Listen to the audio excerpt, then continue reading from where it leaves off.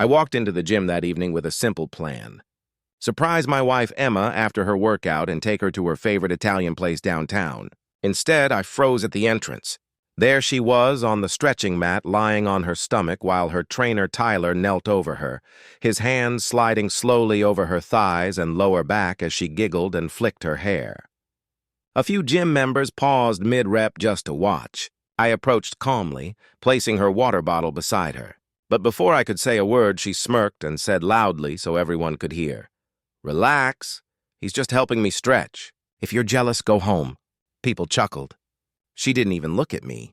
In that moment, something inside me went completely silent. Most men would have shouted, argued, or caused a scene, but I just stood there staring at the woman I married, realizing I wasn't embarrassed. I was done. I didn't say a word.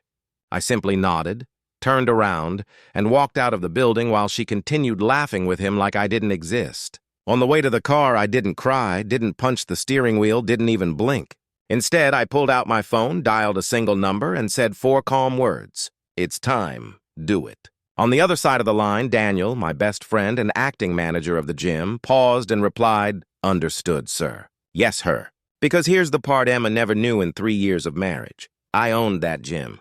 I bought it quietly when it was going bankrupt and let Daniel run it while I stayed in the shadows as a silent investor. I did it to keep business and personal life separate.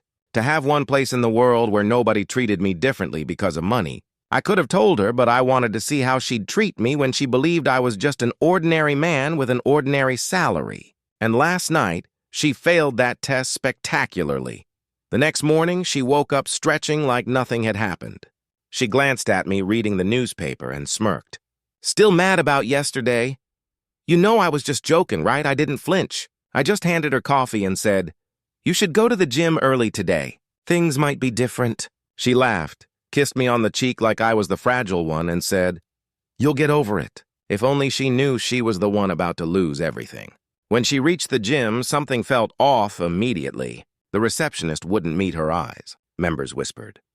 Tyler, the trainer, stood outside the office with a crumpled termination letter in his hand, his face pale with anger and confusion.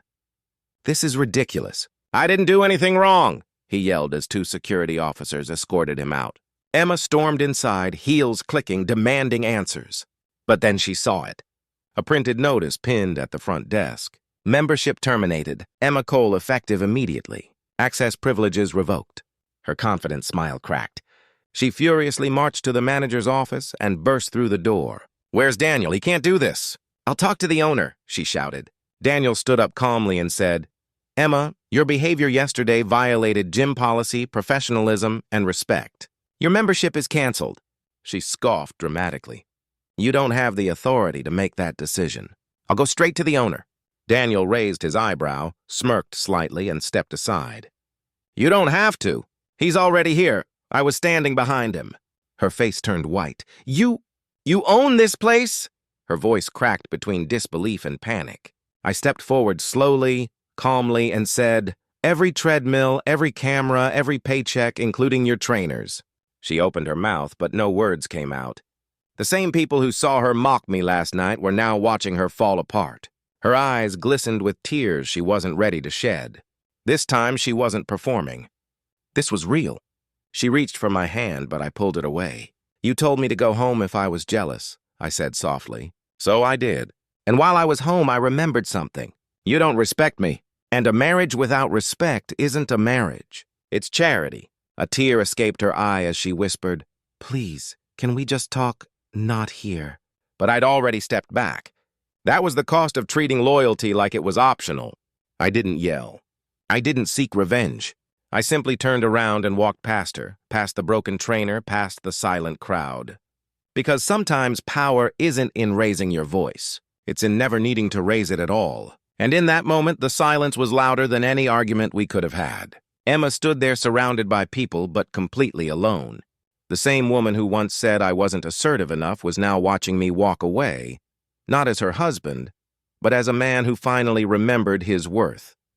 And she realized, maybe for the first time, that she hadn't just lost a man, she had lost a protector, a provider, a friend, and the quiet owner of everything she thought she could disrespect.